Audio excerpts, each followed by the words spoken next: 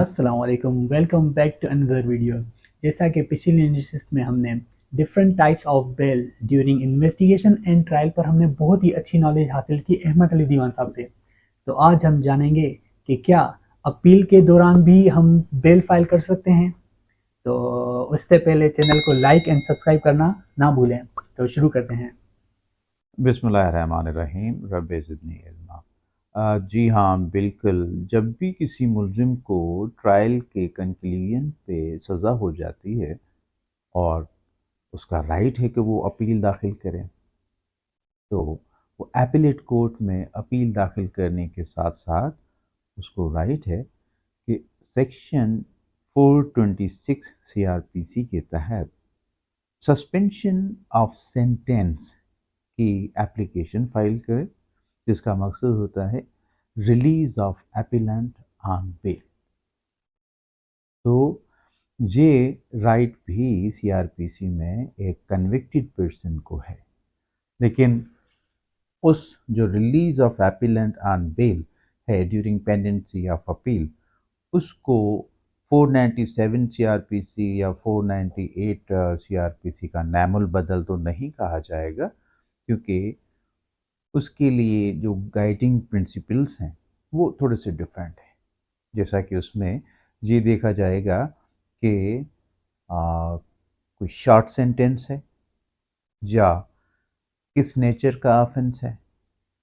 ठीक है, एक शॉर्ट सेंटेंस है और अपील को डिसाइड करने के लिए रश होता है कोर्ट्स में ज़्यादा, तो डिसाइड करने का उसका नंबर नहीं आ सकता, सेंटेंस शॉर्ट है, तो फिर एपीलेट कोर्ट उसको टेम्पररी सेंटेंस को सस्पेंड करके मुलजिम को रिलीज कर देती है on bail, on satisfaction of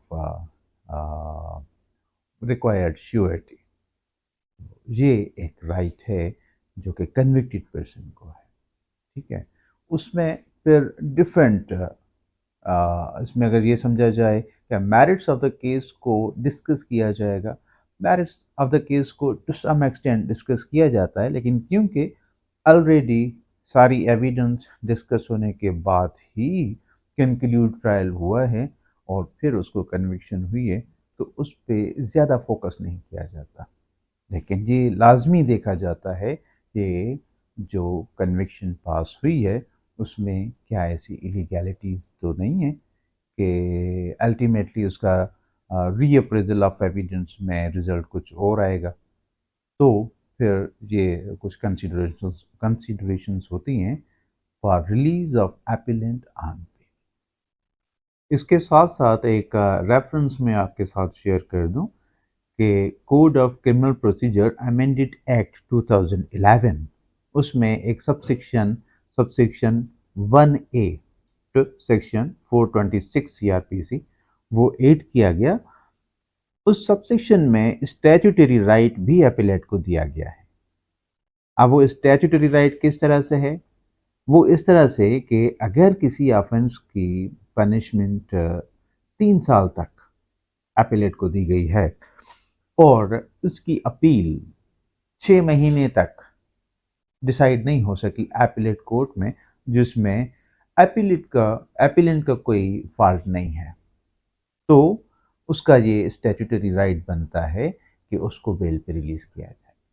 इसी तरह से अब क्वांटम ऑफ सेंटेंस अगर बढ़ता है, कोई ऐसा ऑफेंस है जिसमें क्वांटम ऑफ सेंटेंस 3 साल से ज़्यादा है लेकिन 7 साल तक है, ठीक है, 10 साल तक है, तो फिर उसमें और 1 साल के पीरियड तक वो अपील डिसाइड नहीं हो सकी है किसी वजूहात से, लेकिन उसमें फॉल्ट एपिलेंट का नहीं है, तो वो साल गुजरने के बाद अपील दाखिल हुई और एपिलेंट का स्टैट्यूटरी राइट जो है वो मैच्योर हो जाता है। जैसे कि फिर ऑनरेबल एपिलेट कोर्ट उसको उस राइट का फ़ायदा देते हुए, स्टैट्यूटरी राइट का फ़ायदा देते हुए बेल पर रिलीज कर। और फिर अगर और क्वांटम ऑफ सेंटेंस बढ़ जाता है, मतलब जैसे कि लाइफ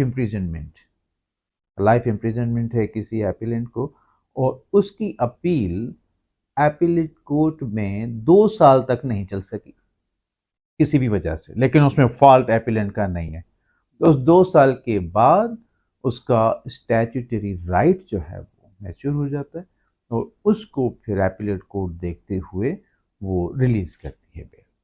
ठीक है, अब ये तो हो गया कि स्टैट्यूटरी राइट अमेंडेड एक्ट 2011 का। ठीक है, अब फोरम ऑफ अपील कौन सा है?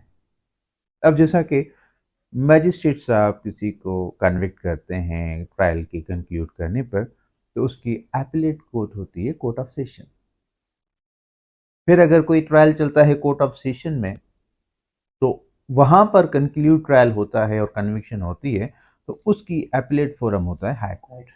हाई कोर्ट, तो ये एक कंप्लीट चैप्टर है, चैप्टर है सीआरपीसी में, जिस पर हम आइंदा नशिश में आपके साथ ये शेयर भी करेंगे, डिस्कस भी करेंगे कि फोरम ऑफ अपील कौन कौन से होते हैं और उसमें अपील दाखिल कैसे होती है और उसमें क्या क्या चीज़ें कंसिडर की जाती हैं ड्यूरिंग आर्ग्यूमेंट्स ऑफ अपील। ठीक है, थैंक यू।